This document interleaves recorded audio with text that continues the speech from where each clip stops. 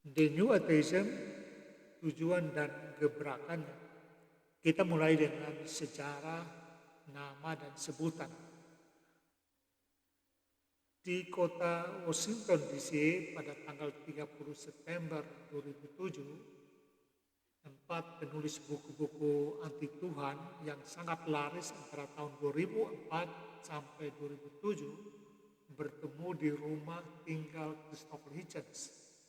Selain tuan rumah terdapat Sam Harris, penulis The End of Faith, kemudian ada Daniel Dennett, penulis Breaking the Spell, lalu Richard Dawkins, penulis The God Delusion. Christopher Hitchens sendiri adalah penulis God is Not Great, dan buku-buku tersebut laris terutama karena memanfaatkan momentum tragedi 11 September saat penghancuran menara kembar WTC oleh kelompok yang kemudian dikenal sebagai terorisme Islam. Mereka baru saja usai menghadiri konferensi tahunan Atheist Alliance International yang diselenggarakan di kota itu, dan nampaknya ini pertama kali mereka bertemu untuk merayakan kesuksesan karya-karya mereka sebagai semacam pemicu awal bagi kebangkitan ateisme. Pertemuan itu diinisiasi oleh Robin Elizabeth Cromwell atas nama Richard Dawkins Foundation for Reason and Science. Hasil perbincangan itu kemudian divideokan dan diunggah di YouTube channel mereka. Dari sinilah secara formal kelompok ini menyebut diri The Four Horsemen. Sedianya Jan Hirsri Ali, politisi Belanda kelahiran Somalia, juga hadir, namun ia mendadak berhalangan sehingga baru hadir bersama tim ini pada konferensi ateisme global di Melbourne pada tahun 2012. Transkrip diskusi mereka kemudian diterbitkan tahun 2019 sebagai dedikasi kepada Christopher Hitchens yang telah meninggal 2011 dengan judul The Four Horsemen, The Discussion That Sparked an Atheist Revolution. Buku ini saya gunakan sebagai salah satu untuk rujukan video ini.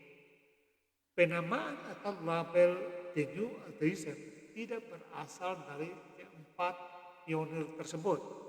Label itu diciptakan seorang jurnalis pada tahun 2006 dalam sebuah artikel berjudul The Church of the Non-Believers, di mana jurnalis menggambarkan sikap terhadap agama oleh keempat penulis ateis tersebut sebagai dogmatis, tidak toleran, dan agresif.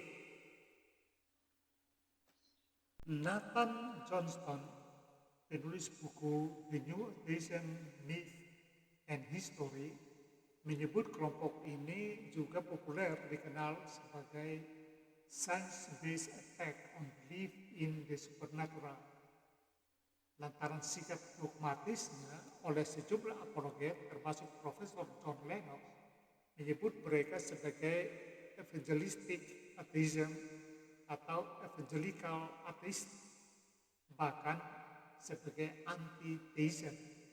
Dalam sebuah debat, John Lennox memberi alasan sebutan anti-theism karena menurutnya dalam berbagai debat dengan The New Atheism, mereka tidak pernah mau memeriksa bahkan mempertimbangkan fakta-fakta iman yang diajukan apologet creationism, khususnya Kristen.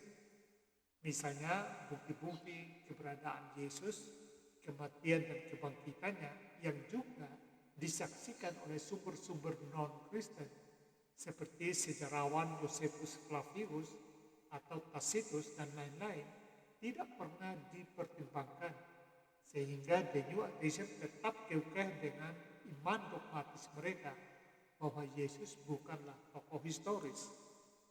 Meski banyak label dilekatkan sebagai sebutan untuk mereka, secara formal kelompok ini menyebut diri dalam 3 label, seperti dijelaskan Richard Dawkins, di mana Dawkins mengatakan, kami tidak bertanggung jawab atas klaim-klaim jurnalistik itu tetapi kami tidak memungkirinya.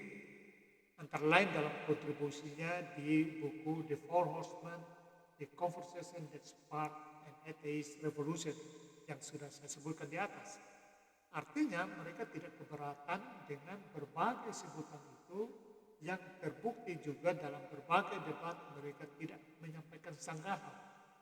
Namun secara formal kelompok ini menyebut diri sebagai The Four Horsemen meski sebutan itu terkesan kurang populer. Apakah The New Atheism hanya terdiri dari 4 atau 5 orang? Bisa disebut sebagai tim inti atau pionir ateisme baru abad 21? Jawabannya ya. Tetapi mereka sesungguhnya memiliki dukungan dari pemikir atau penulis dan ilmuwan lain seperti disebutkan Dawkins, antara lain Victor Stengers, Lawrence Krauss, Jerry Coyne, Michael Stemmer, A.C. Grayling, dan Parker.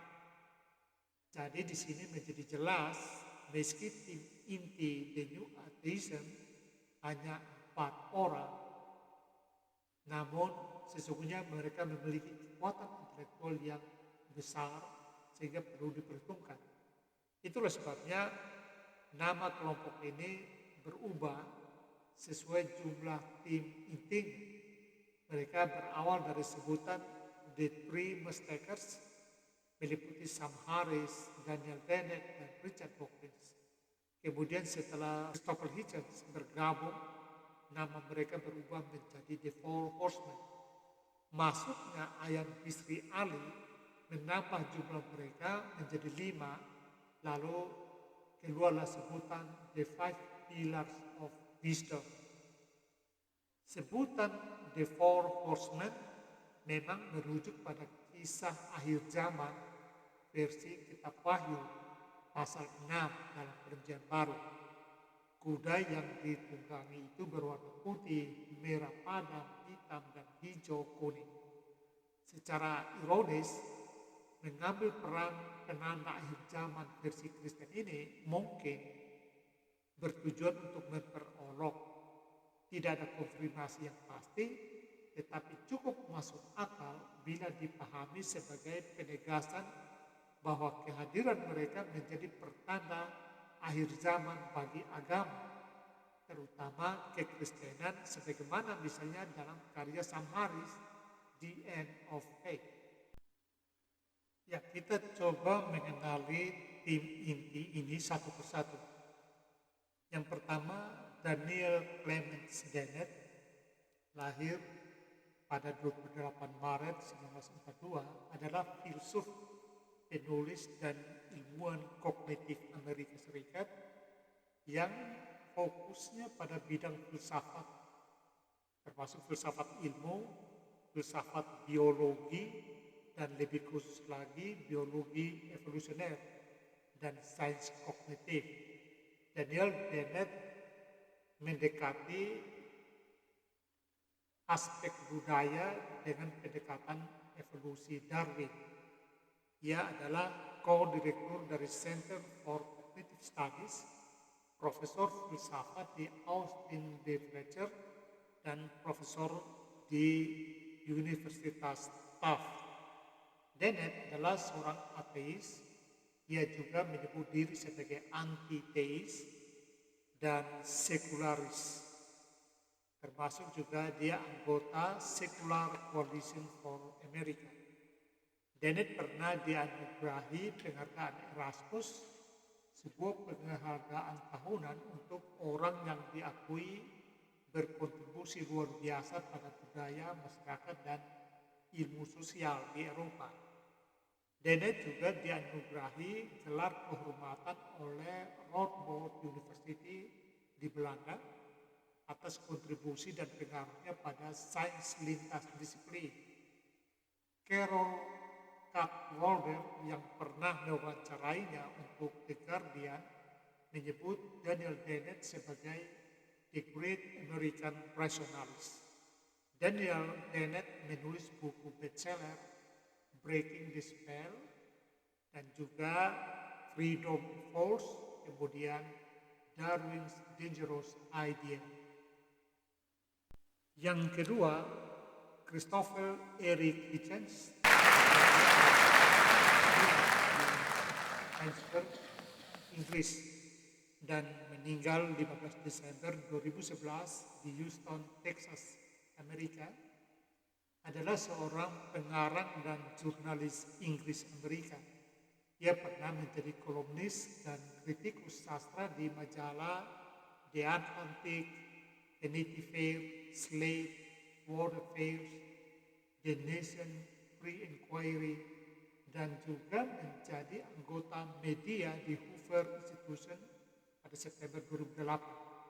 Pada tahun 2005, berdasarkan pemilihan di majalah Prospect atau Foreign Policy, ia dinobatkan sebagai intelektual umum kelima dunia. Hitchens adalah seorang anti-teis. Ia berpendapat bahwa konsep Tuhan merupakan kepercayaan totalitarian yang menghancurkan kebebasan. Hitchens menulis mengenai ateisme dan kritiknya terhadap agama, terutama dalam bukunya yang berjudul God is Not Great. Orang ketiga adalah Samuel Benjamin Harris atau Sam Harris. Ini adalah anggota termuda yang lahir tahun 67. Merupakan filsuf Amerika, ahli saraf, penulis, dan juga pembawa acara podcast. Karyanya menyentuh banyak topik, termasuk misalnya rasionalitas, agama, etika, kehendak bebas, ilmu saraf, meditasi, psikedelik, filsafat pikiran, politik, terorisme, dan kecerdasan buatan. Harris menjadi terkenal karena kritiknya terhadap agama dan khususnya Islam. Bisa dikatakan Harris paling pertama membuat serangan pasca 11 September 2001 dengan karyanya yang sangat laris The End of Faith pada tahun 2004. Karya ini memenangkan penghargaan PEN atau Martha Abraham untuk non-fiksi pertama dan masuk dalam daftar penjual terbaik The New York Times selama 13 minggu.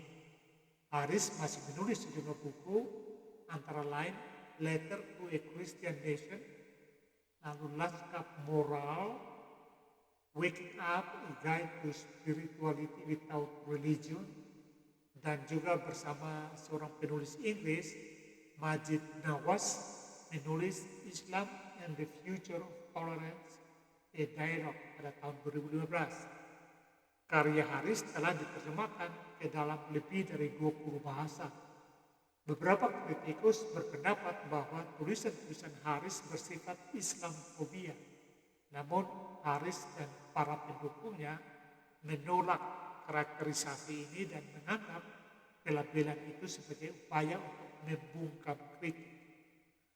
Harris telah berdebat dengan banyak tokoh terkemuka terkait dengan topik Tuhan dan agama, termasuk misalnya William Lane Craig, Jordan Peterson, Rick Warren, Robert Wright, Andre Sullivan, Reza Aslan, David Wolf, Deepak Chopra, Ben Sofyan, Jim Houston, dan sejak 2013 Harris menjadi pembawa acara podcast Making Sense atau Waking Up yang memiliki banyak pendengar. Yang terakhir tentu saja Richard Dawkins. Richard Dawkins lahir di Kenya pada tahun 1941 dan dibesarkan di Afrika Timur sampai dengan tahun 1949 berpindah bersama keluarganya ke Inggris. Ia belajar zoologi di Biblical College, Oxford, di mana dia sangat terinspirasi pada ahli biologi Belanda, Nico Timberger. Timberger adalah penulis The Study of Instinct pada tahun 1951 dan dia merupakan salah satu ahli biologi pertama yang berusaha mengeksplorasi dan menjelaskan sifat perilaku hewan yang kemudian dari sini menjadi cabang ilmu baru yaitu etologi. Bidang inilah yang digeluti Dawkins di bawah bimbingan Nico Tinbergen dan kemudian membuat Dawkins menjadi profesor di bidang ini karenanya dia disebut atau dikenal sebagai seorang etologis, zoologis, dan juga biologi evolusioner. Pengembangan dari etologi itu Dawkins selalu menulis banyak karya perdananya yang cukup terkenal, sangat terkenal malah adalah The Selfish Gene pada tahun 1976. Dan karya ini sukses kemudian diikuti oleh banyak karya lainnya yang juga sukses, antara lain tentu saja The God Delusion, lalu ada Outgrowing God, ada Defying Gravity by Design and Evolution pada tahun 2021. Dawkins memiliki reputasi ilmiah yang sangat baik. Dia menjadi ketua bagian ilmu biologi di British Society for Scientific Progress, kemudian juga menjabat sebagai juri penghargaan seperti Faraday Prize of the Royal Society dan British Academy Award. Dia juga anggota kehormatan National Lay Society dan terpilih juga sebagai anggota Royal Literary Society pada tahun 1997, kemudian Royal Society pada tahun 2001. Dia telah menerima banyak penghargaan, antara lain misalnya Sastra Royal Society, lalu penghargaan sastra dari Los Angeles Times, medali perak dari Zoological Society of London, lalu penghargaan Michael Faraday, penghargaan Nakayama, penghargaan Humanist of the Year, lalu penghargaan Cosmos International kelima, penghargaan Klister, medali Kepresidenan Republik Italia, dan juga medali Kevlin Bicentennial. Dia juga dinobatkan sebagai penulis tahunan British Book Awards. Melalui The God Delusion, Richard Dawkins tanpa henti menunjukkan kekeliruan logis dalam keyakinan agama dan pada akhirnya menyimpulkan bahwa hukum probabilitas menghalangi keberadaan pencipta yang maha kuasa.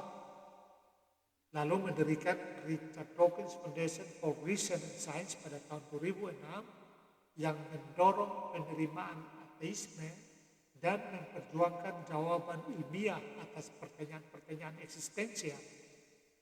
Bersama dengan sesama ateis Christopher Hitchens, Sam Harris, Daniel Dennett, ia memulai kampanye ceramah dan debat publik yang menyebarkan agama dan membela pandangan dunia sekuler. Dawkins meluncurkan kampanye keluar pada tahun 2007 untuk mendesak kaum ateis agar secara terbuka menyatakan keyakinan mereka. Selain mempromosikan organisasinya melalui situs web dan saluran YouTube, Dawkins juga memproduksi film-film dokumenter di televisi. Dawkins dikenal sebagai salah satu kritikus kreasionisme yang paling terkenal di dunia, terutama melalui bukunya The Blind Watchmaker. Sekarang kita lihat gebrakan dan posisi The New Atheism. Gunanya adalah supaya kita ketika mengikuti video-video berikutnya, menghadapi atau mengikuti perdebatan apologet lainnya menghadapi mereka, kita tahu persis di mana posisi mereka dan bagaimana para penanggap menghadapi The New Atheism. Sukses besar The New Atheism sebagian besar terkait melalui jalur penerbitan dan pembentukan opini, terutama secara online, dan berbagai forum yang diselenggarakan secara masif.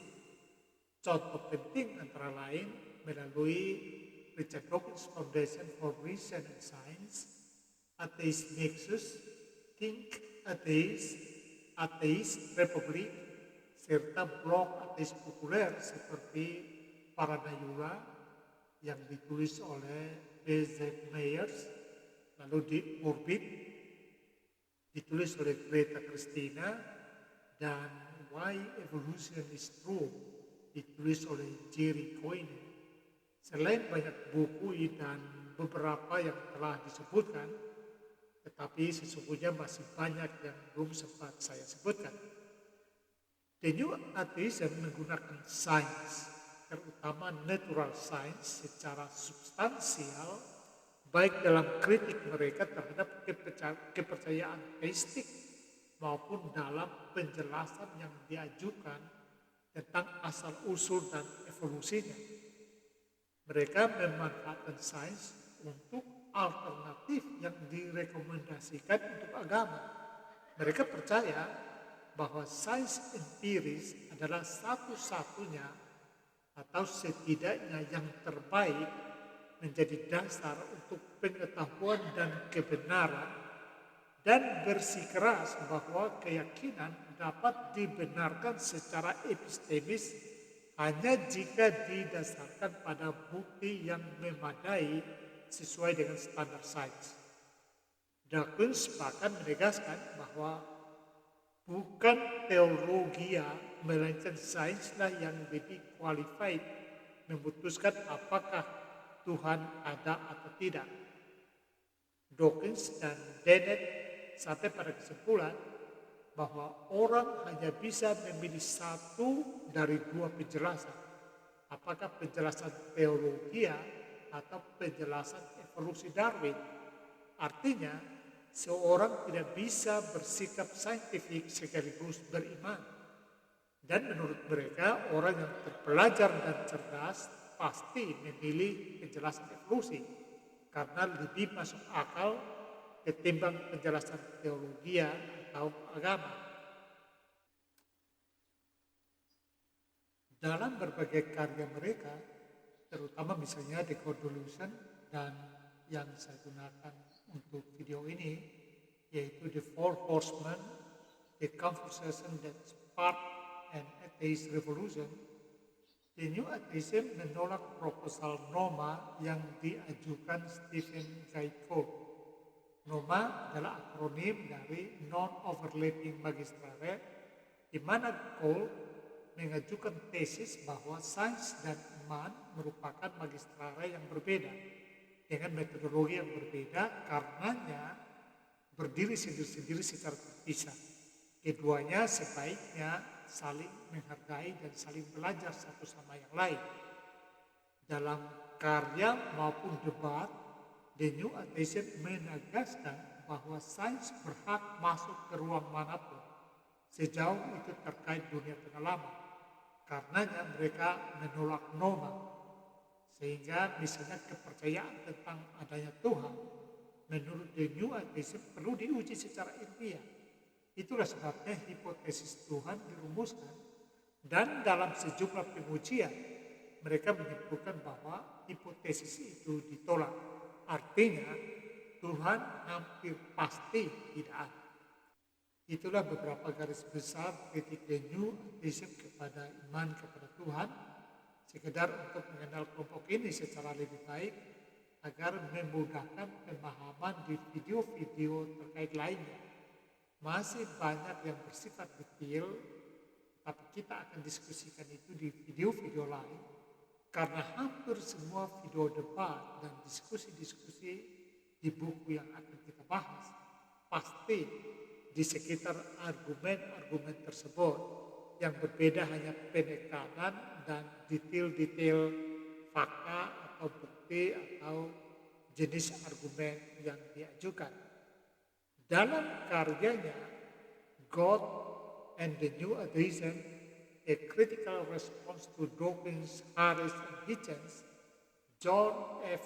Holt merumuskan setidaknya 7 proposisi The New Atheism.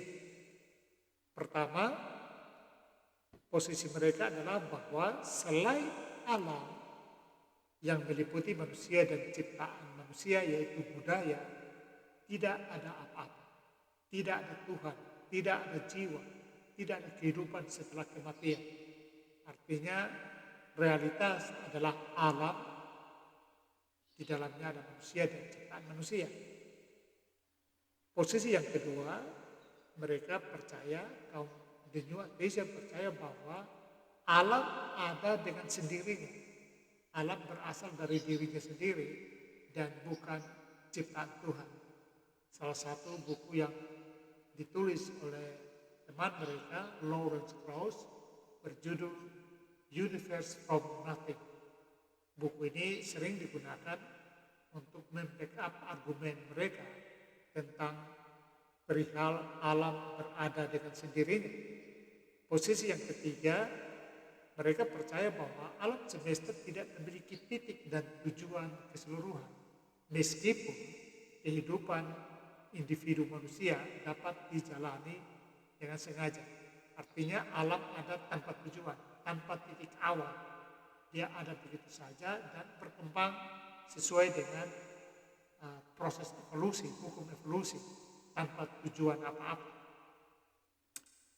Posisi keempat, The New Atheism yakin bahwa Tuhan tidak ada, semua penjelasan dan semua sebab itu murni bersifat alamiah dan hanya dapat dipahami oleh sains. Di luar sains tidak ada pemahaman apa-apa tentang alam. Posisi yang kelima, semua ciri makhluk hidup termasuk kecerdasan dan perilaku manusia pada akhirnya dapat dijelaskan dengan istilah yang murni alamiah. Dan sekarang ini biasanya berarti dalam istilah evolusioner, khususnya Darwinian. Artinya segala sesuatu hanya bisa dijelaskan dengan teori evolusi Darwin. Di luar itu tidak dapat menjelaskannya. Yang berikut, posisi bahwa keyakinan kepada Tuhan adalah penyebab kejahatan yang tak terhitung banyaknya dan harus ditolak secara moral. Artinya percaya kepada Tuhan itu justru menjadi penyebab kejahatan sehingga harus ditolak. Yang ketujuh, yang terakhir, itu adalah bahwa moralitas tidak membutuhkan kepercayaan kepada Tuhan dan orang berperilaku lebih baik tanpa iman daripada dengan iman. Dengan kata lain, ateis lebih bermoral daripada orang beragama. Kita mencoba buat kesimpulan, kalau kita perhatikan keempat tokoh The New Atheism yang telah kita bahas ini memiliki reputasi ilmiah yang sangat baik. Mereka juga memiliki standar moral yang baik. Namun kita harus jujur bahwa kritik-kritik yang disampaikan sebenarnya tidak ada yang baru. Mereka mereproduksi kritik ateisme klasik dan modern dalam bahasa saintifik dan kekinian, yaitu bahasa-bahasa populer. Lalu memperbaharui metode yang lebih agresif, ekspansionis, dan memberi serangan kepada agama dan Tuhan secara terbuka. Serangan dengan menggunakan bahasa sains itulah yang membuatnya sepintas terlihat menggigit dengan sengatan yang kuat, namun substansi kritiknya tidak berubah. Kita akan belajar dari video-video mendatang sejumlah gagasan ateis klasik dan modern yang menurut saya lebih menggigit. Misalnya dari Carneades, kaum Epikurean, Feuerbach, Nietzsche, Karl Marx, dan lain-lain. Namun dengan agresivitasnya, The New Atheism nampak ingin memposisikan diri sebagai gerakan-gerakan pop seperti halnya postmodernisme, gender, LGBT, dan sebagainya. Mereka menuntut pengakuan. Sikap agresivitas inilah yang berbahaya. Karenanya dengan mengusung sains, mereka seolah-olah memposisikan agama dan iman sebagai anti-sains. Itu sebabnya kelompok ini perlu dihadapi juga dengan bahasa sains untuk memposisikan iman secara proporsional dan membersihkannya dari label-label seram yang berusaha dilekatkan kepadanya oleh kelompok ini. Klaim-klaim sains atas realitas sama lemahnya dengan klaim iman, sehingga tidak ada alasan untuk menganggap sains paling berhak atas klaim kebenaran atau pengetahuan. Ini kita akan bahas dalam video lain tentang POMA, Partially Overlapping Magistrate, yang saya ajukan sebagai pengganti NOMA versi Stephen Jay Gould. Di sini saya akan argumentasikan bahwa sains hanyalah salah satu perspektif pengetahuan di antara perspektif lainnya, yaitu filsafat, iman dan teologi serta seni. Masing-masing perspektif ini memiliki klaim ontologi yang berbeda, objek kajian yang berbeda, dan karenanya mengembangkan metodologi yang berbeda pula. Namun, ada titik arsir di mana keempat perspektif pengetahuan ini tumpang tindih. Saya perlu declare bahwa saya bukan menentang ateisme atau menolaknya. Saya menghargai ateisme sebagai sebuah pilihan rasional. Yang saya lakukan adalah membela iman dan kreasionisme dari tuduhan-tuduhan saintisme ateis yang banyak kali meleset. Saintisme mengklaim paling benar dan pasti karena berpijak pada realitas material yang dapat diobservasi. Klaim ini mengabaikan kenyataan bahwa di level kuantum, realitas materi yang dipijak sains menjadi relatif, merujuk pada prinsip ketidakpastian Heisenberg. Kita ketemu di video-video berikutnya.